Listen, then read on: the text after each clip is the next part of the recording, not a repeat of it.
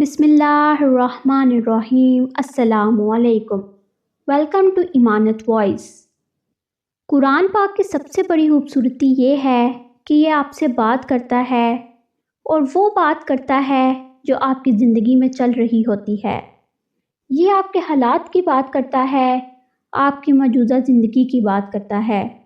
یہ آپ کو بتاتا ہے کہ آپ ابھی اس وقت زندگی کے جس حصے سے گزر رہے ہیں اس حصے کو آپ نے کیسے گزارنا ہے۔ یہ آپ کو سکھاتا ہے کہ اللہ کو آپ نے اپنی دعاؤں پر کیسے راضی کرنا ہے۔ یہ آپ کو سکھاتا ہے کہ آپ نے اللہ کو اپنا دوست کیسے بنانا ہے۔ اور صرف اتنا ہی نہیں، یہ آپ کو دنیا کے ساتھ بھی ڈیل کرنا سکھاتا ہے۔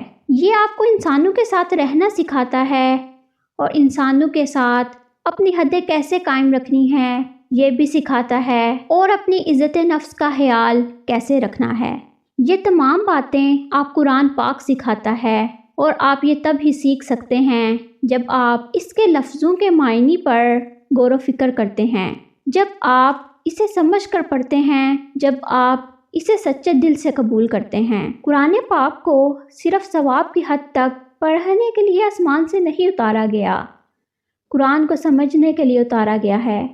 اس سے ہدایت حاصل کرنے کے لیے اسے ہمیں سونپا گیا ہے۔ رسول اللہ صلی اللہ علیہ وآلہ وسلم نے قرآن پاک کو معجزہ کہا ہے، اور معجزے کن لوگوں کے لیے ہوتے ہیں؟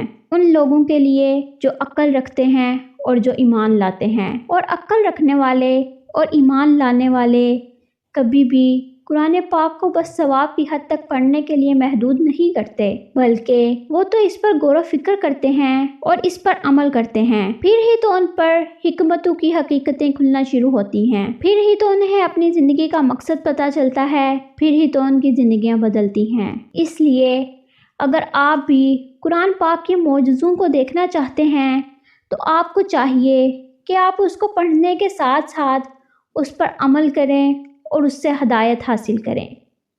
امید ہے کہ آپ کو آج کی یہ ویڈیو پسند آئی ہوگی۔